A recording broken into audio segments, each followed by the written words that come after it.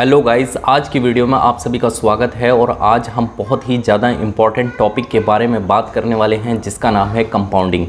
Compounding एक ऐसा basic instrument है फाइनेंस का जो आपकी बहुत ही छोटी रकम को बहुत बड़ा कर सकता है, मल्टीपल कर सकता है।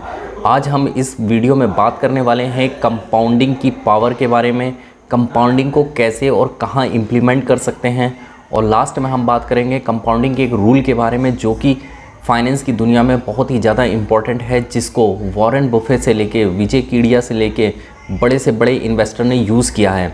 तो चलिए वीडियो शुरू करते हैं। जब आप 7th या 8th क्लास में होंगे तब आपने दो टाइप के इंटरेस्ट के बारे में पढ़ा होगा। पहला इंटरेस्ट जो होता है सिंपल इंटरेस्ट बोलते हैं और दूसरे को कंपाउंड इंटरेस्ट बोलते हैं। ठीक, हिंदी में बात करें तो हिंदी में उसको मिश्रधन बोलते हैं। तो सिंपल इंटरेस्ट तो बहुत ही सिंपल होता है जिसको कोई भी कर लेता है, लेकिन कंपाउंड इंटरेस्ट थोड़ा सा टिपिकल होता है जो कि थोड़ा हमें दिक्कत देता है, तो हमने ज़्यादा उस समय फोकस नहीं किया होगा। तो अब कंपाउंडिंग क्या होता है, कंपाउंडिंग इंटरेस्ट क्या होता है, इसकी हम बात कर लेते हैं। कंपाउंडिंग जो है एज आ कंपाउंड इंटरेस्ट की तरह कंसीडर कर सकते हैं। चलिए कंपाउंडिंग को एक एग्जांपल से समझते हैं। मान लीजिए आपने 100 रुपीज़ पर मंथ 10% इंटरेस्ट के हिसाब से इन्वेस्टमेंट किया। ठीक, इन्वेस्टमेंट किया तो इसमें क्या होता है, आपका जो 100 रुपये है उस पर जो इंटरेस्ट हमें मिलेगा वो हो जाएगा 10 रुपये पर मंथ का। ठीक, तो अब हमारा टोटल अमाउंट क्या हो जाएगा, 100 + 10 = 110 रुपये हो जाएगा। ठीक, अब 110 रुपये जब नेक्स्ट टाइम आएगा, मतलब नेक्स्ट मंथ के लिए, नेक्स्ट मंथ में वही जो आपका इंटरेस्ट होगा वो इंटरेस्ट जो लगेगा आपके 100 रुपये पे ना लग के आपके 110 रुपये पे लगेगा। मतलब इस बार जो इंटरेस्ट आपका बनेगा वो बनेगा 11 रुपये। ठीक, अब वो जो आपका टोटल अमाउंट है वो लगभग हो जाएगा 121 रुपये। तो इसी हिसाब से जो नेक्स्ट का थर्ड वाले मंथ का जो इंटरेस्ट होगा वो 121 रुपये पर लगेगा। तो मतलब यहाँ पर जो अमाउंट का जो इंटरेस्ट लग रहा है वो चक्रवृद्धि लग रहा है। तो वही चीज़ कंपाउंडिंग में होती है, यहाँ पर चक्रवृद्धि वाला रूल फॉलो होता है। जो आपकी वेल्थ है इस टाइप से कंपाउंड होती है, मतलब बहुत छोटी रकम बहुत बड़े लेवल पर जाती है। इसके लिए मैं आपको एक और एग्जांपल बताता हूँ जिससे आपको और ज़्यादा बेहतर तरीके से समझ में आएगा। ठीक, एक आदमी होता है, उसके 2 लड़के होते हैं, एक का नाम होता है चन्नू, एक का नाम होता है मन्नू। जो चन्नू होता है वो बहुत ही ज़्यादा चालाक होता है, बट मन्नू जो होता है बहुत ज़्यादा सीधा साधा होता है। ठीक, उनके पिताजी, चन्नू और मन्नू के पिताजी बोलते हैं कि आपको मैं 2 ऑप्शन दूंगा जो महीने का खर्च के लिए दूंगा। पहला ऑप्शन ये है कि आप महीने का 10 रुपये लें और अगले महीने में उसका डबल ले लें मुझसे। मतलब ये हो जाएगा कि इस महीने में 10 रुपये और अगले महीने में 20 रुपये, फिर उससे अगले महीने में 40 रुपये, फिर 80 रुपये, इस तरीके से डबल होता रहेगा। ठीक, तो वो साल भर के लिए देंगे। और दूसरा ऑप्शन ये था कि आप 1000 रुपये पर मंथ का लेते रहें। तो चन्नू जो है, चन्नू वो मात्र लेता है, चन्नू बोलता है कि मुझे पहला वाला ऑप्शन ज़्यादा बढ़िया लगता है, मुझे पर मंथ में आप डबल करके अमाउंट दे देना। ठीक है, जो मन्नू होता है उसको लगता है कि 1000 रुपये बहुत ज़्यादा है तो मैं 1000 रुपये लेता हूँ पर मंथ का। ठीक, तो इस हिसाब से पर मंथ करते करते जो मन्नू है, मन्नू के 12 महीने में कितने रुपए हो जाते हैं, 12,000 रुपये पर मंथ, 1000 रुपये के हिसाब से।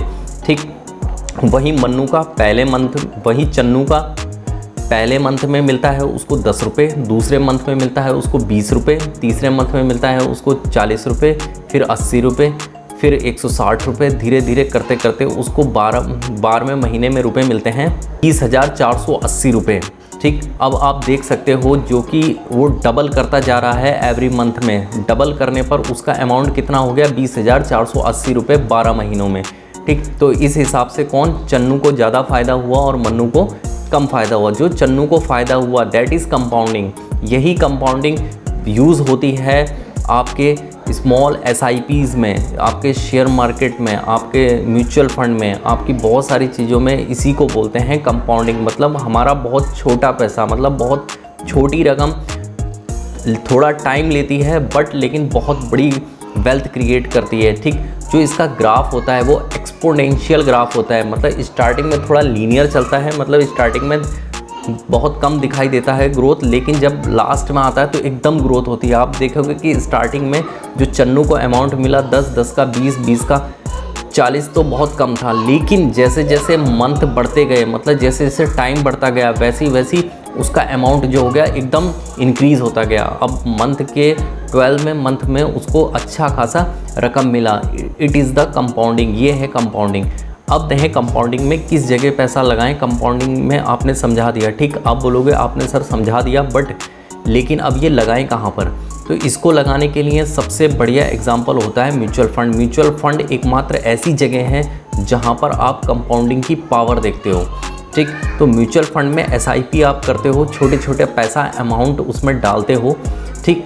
तो जैसे 500 रुपये महीना, 200 रुपये महीना, 100 रुपये महीना, 1000 रुपये महीना, 5000 रुपये महीना, जैसा भी आपका वो होता है, आपका बजट होता है, उस हिसाब से आप इसमें इन्वेस्टमेंट करते हैं, ठीक। लेकिन लंबे समय में आप लगातार इसमें अमाउंट डालते डालते लंबे समय में बहुत तेज़ी से एक्सपोनेंशियल ग्रोथ होती है, जिसमें आप मल्टीपल अमाउंट इकट्ठा कर सकते हो, ठीक। म्यूचुअल फंड हो गया, दूसरा ऑप्शन PPF हो गया, पब्लिक प्रोविडेंट फंड हो गया, ठीक। नेशनल पेंशन स्कीम्स हो गई, ये टैक्स फ्री होती हैं, इनमें छोटी छोटी रकम जमा होती है और लास्ट में आके बहुत तगड़ा अमाउंट हमें मिलता है, ठीक। ETFs हो गए, इंडेक्स फंड हो गए, ETF में निफ्टी 20 हो गया, गोल्ड 20 हो गया, गोल्ड में इन्वेस्टमेंट कर सकते हो आप, डिजिटल गोल्ड खरीद सकते हो, ठीक। और लास्ट में एक ऑप्शन क्या होता है, रियल इस्टेट प्रॉपर्टी, जैसे रेंटल प्रॉपर्टी, ये भी बहुत ज़्यादा आपका अमाउंट जो है मल्टीपल कर देता है, ठीक। रियल इस्टेट में आपने इन्वेस्टमेंट किया, 1 लाख रुपए इन्वेस्टमेंट किया, तो वो हो सकता है अगले महीने में 2 लाख रुपए आपको दे दे। तो इस टाइप से जो मल्टीपल ग्रोथ हो रही है, दैट इज़ कंपाउंडिंग। और इन चीज़ों में आप कंपाउंडिंग की पावर देख सकते हो, ठीक। ये कंपाउंडिंग की जो पावर होती है, ये रिच लोगों का बेसिक हथियार होता है। मैक्सिमम रिच लोग जो होते हैं इसमें पैसा इन्वेस्टमेंट करते हैं, इन्वेस्टमेंट करके अपना कंपाउंडिंग के थ्रू पैसा मल्टीपल करते हैं, ठीक है। और इसमें जो कंपाउंडिंग है, कंपाउंडिंग अल्बर्ट आइंस्टीन के अकॉर्डिंग जो कंपाउंडिंग है वो वर्ल्ड का 8वां अजूबा होता है।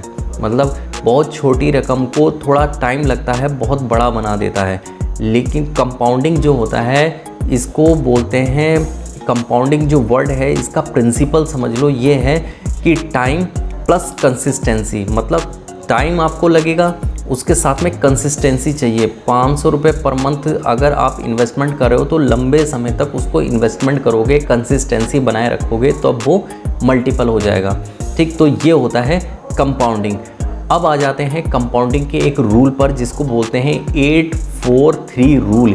ये रूल बहुत ज़्यादा इम्पॉर्टेंट है, इस रूल को समझने से आपको कंपाउंडिंग की पावर पता लग जाएगी।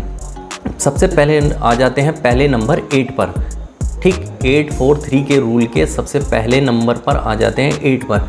इसमें आपको क्या करना होता है, इसमें 8 साल तक आप इन्वेस्टमेंट करते हो। मान लीजिए आप 5000 रुपये इन्वेस्टमेंट करते हो पर मंथ लगातार, ठीक। और आप करते हो, आपकी एज है इस समय मान लेता हूँ 25 साल की एज है और आपने इसमें इन्वेस्टमेंट कर दिया, ठीक।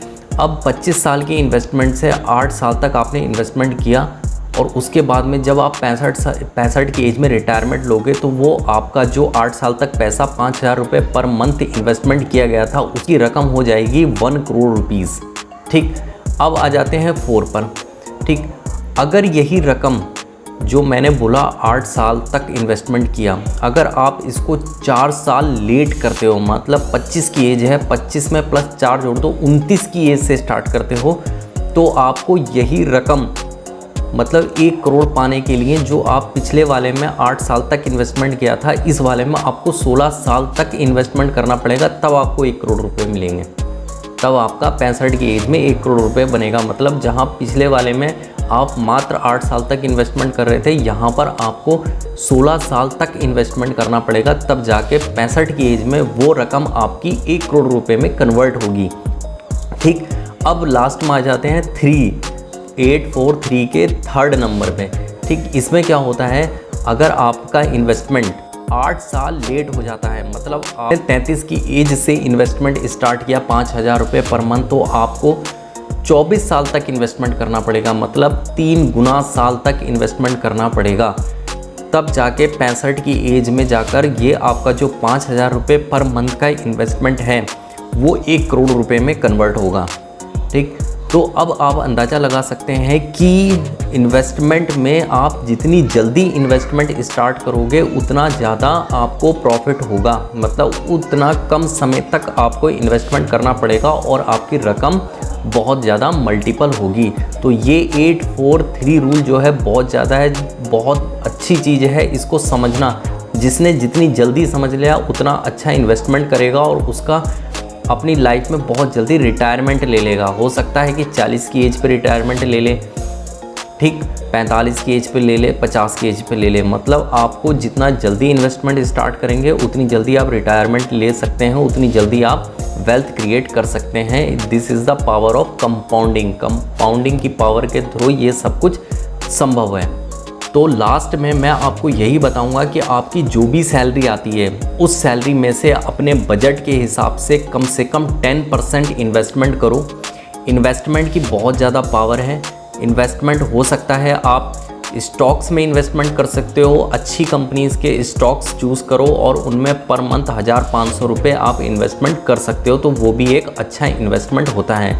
इंडेक्स में कर सकते हो। इंडेक्स की बात करूँ तो आप निफ्टी 50 में हुआ और सेंसेक्स में हुआ, इनमें भी आप ETF के थ्रू इन्वेस्टमेंट कर सकते हो। तो इन चीज़ों में इन्वेस्टमेंट करके आप बहुत अच्छी रकम बना सकते हो। अगर आपको डीमैट अकाउंट खुलवाना है इन्वेस्टमेंट करने के लिए या ज़ीरोधा में इन्वेस्टमेंट करने के लिए आपको, या ज़ीरोधा के थ्रू आप इन्वेस्टमेंट करना चाहते हैं कॉइन ऐप के थ्रू, तो मैं लिंक अपनी डिस्क्रिप्शन में दे दूँगा। आप लिंक पर क्लिक करके वहाँ से आप इन्वेस्टमेंट जर्नी शुरू कर सकते हो।